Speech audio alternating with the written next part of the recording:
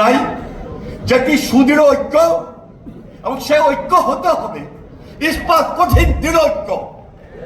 এ ঐক্যকে ভাঙা যাবে না, এ ঐক্যকে বসকানো যাবে না, কারণ সবাই মিলে আন্দোলন করেছিলাম। টার্গেট একটাই ছিল, ফ্যাসিবাদকে রুখে দেওয়া, নতুন বাংলাদেশ গড়ে তোলা, বাংলাদেশকে নতুন ভাবে নির্মাণ করা।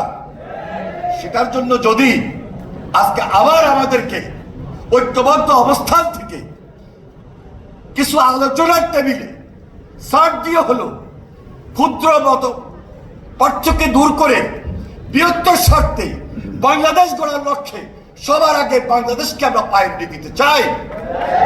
আমার মনে হয় এই ব্যাপারে কোনোভাবেই এই ছাত্র, এই যুবক, এই তরুণ দ্বিমত করবে না, দ্বিমত করবে না যুব শক্তি, দ্বিমত করবে না এনসিপি। আমরা যখন জেলে ছিলাম, যেহেতু ছাত্র রাজনীতি করেছে,